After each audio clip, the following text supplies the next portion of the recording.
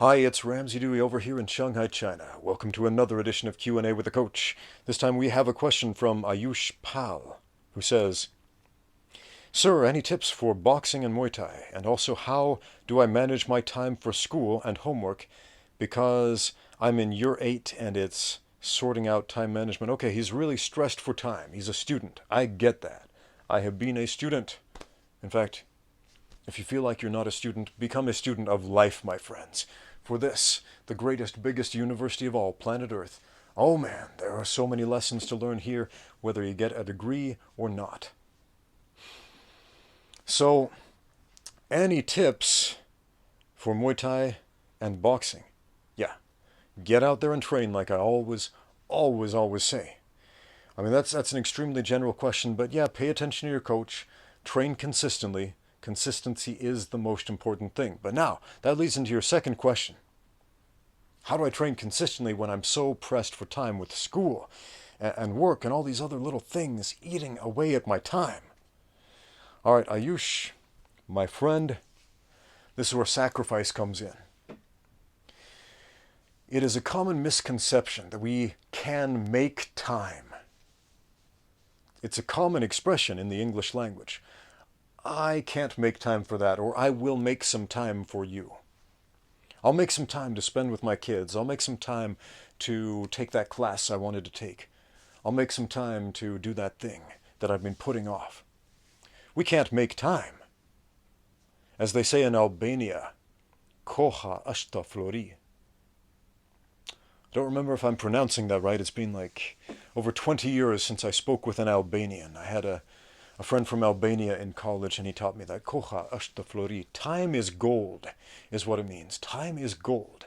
Very similar to what Charles Schwab said when he said time is money, but the intention is quite different in the old Albanian proverb. When Schwab says time is money, he's essentially saying that when we work, we are exchanging our time for a paycheck, if you will. If you waste time, you're losing money. Time is gold, I like that one a whole lot more.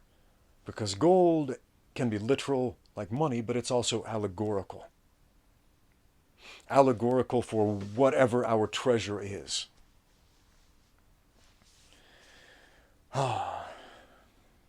Where your treasure is, that's where your heart is also. Something Jesus taught in the Bible. It's a beautiful, beautiful scripture, and here's why.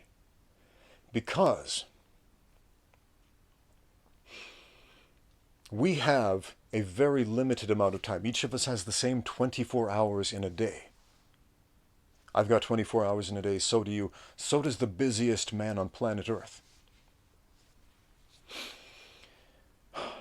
I had a student who was a banker. He was a highly successful investment banker, and he made some big deals, billion-dollar deals. And the dude was really, really busy. He had a very stressful job. And he came to me to learn boxing. And so we would train in boxing from time to time. And I remember I gave him some advice, which is shadow box when you're not training with me. Make sure you shadow box on a daily basis. It doesn't have to be a long time. It can be 3 2-minute rounds a day. Right? That's 6 minutes out of your day. Like anybody can make time for 6 minutes a day. And instead of protesting like I'm the busiest man in this section of the planet, because this is a busy guy with like 0 time who often would go days without sleeping. Instead, he nodded his head and he said, okay, I'll do it. And he came back from a trip where he's traveling constantly, he's on airplanes, and if he's not in an airplane, he's at a meeting or whatever in front of a bunch of important people with lots of money or making huge decisions affecting the world in ways I can't comprehend. And I said, so how did the shadow boxing go? And he said, well, I think they wanted to kick me off the plane because that's the only time I had to do it. The only time I was physically able to do it was on the plane, but I did it. I stood in the aisles, I did my shadow boxing, the stewardess came up to me and asked me to sit down. I said, no, it's okay. This is exercise. My coach asked me to do this. And they let it slide. So I was like, bravo, man, bravo. The busiest guy I knew made time to shadowbox. No, he didn't make time, he made a sacrifice. What is a sacrifice? A sacrifice is giving up something good for something better. And if you want to have the time, I'm not going to say make the time, but if you want to have the time, to have the experiences that you want, you're going to have to cut out some other things that you want and that you like and even that you love out of your life to make room for the stuff that you really need. So if training is a priority to you, you have to take a very close introspective look at your life and ask yourself, what will I sacrifice to make this happen?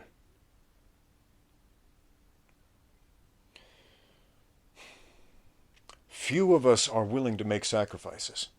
That's why we call it a sacrifice. It comes from the Latin word for to make holy. To make something holy. What is holy? It's something worthy of veneration, something worthy of worship, something godly, something greater than you. And a sacrifice is to make holy, essentially to give something to God, if you will. We get rid of something good, something that we like, something that we value, and we give that up in exchange for something better. There are good things in this world. There are better things. And if you want the best things, my friend, they do not come without sacrifice. When I was a student in college, man, I was a busy, busy time. It was so busy and so stressful, I think that is what induced appendicitis when I went through that. Oh man, my appendix burst. I was so stressed out about that, man. I was taking like 21 credit hours. I had to get special permission from the university to take that many because the normal standard was 18 max. And I was performing with a folk music ensemble. I was playing in a band, playing guitar, being a singer-songwriter, trying to follow a dream of being a rock star on the side or whatever. I was dating this girl that I felt like I was madly in love with at the time. I was training in martial arts. I had all of these things going on, all these little side things. And I was working 2 jobs. Working as an early morning janitor, had to wake up at 3 a.m. every morning. And then I had a evening job, went into this call center and did studies. Oh man, basically phone surveys, but studies. You ever see those advertisements that say, studies say that more doctors recommend this brand over the other?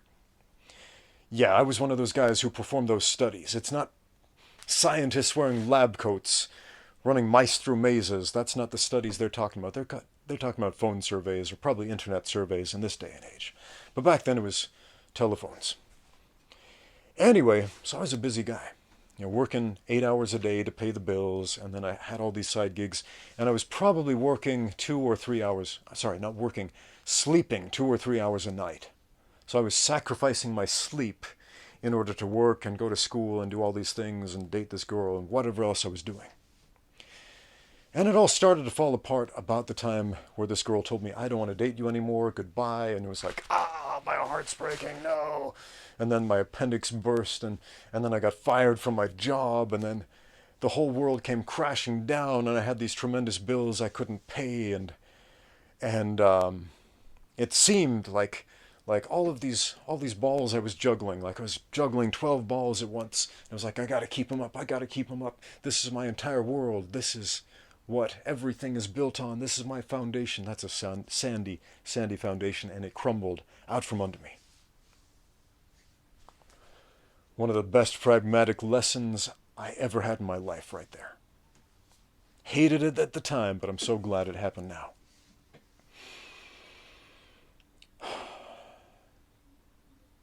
I learned something about sacrifice right there. When I got out of this hospital and I was so physically wrecked, emotionally wrecked, from this breakup I had, financially wrecked from getting fired and all the hospital bills. Why is this hard to say? Bills. That I essentially had to give all of that up in exchange for something better. Because at that time I had no other choice. You have a choice, a much less painful choice. Take inventory of your time, how you spend your time. If you're not sure, get a notebook. Like I always say, a pen and paper notebook, a physical one you carry in your pocket at all times, and write down how you spend each hour.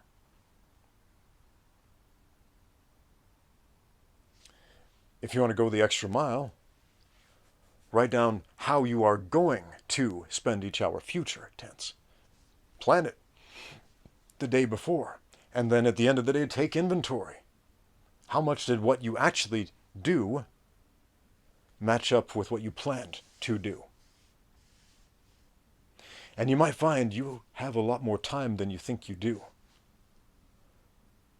You might find you waste a lot more time than you think you do. And you might find there are things that you like to do, which you might even think you can't live without, that can go in exchange for this thing that you want even more. Or you may even find that thing you thought you wanted even more, you really didn't. You ever hear that story about Socrates? I think it was Socrates. A man came to him and said, "Socrates, you're very wise. Please teach me." He says, "Follow me." They go out to the ocean.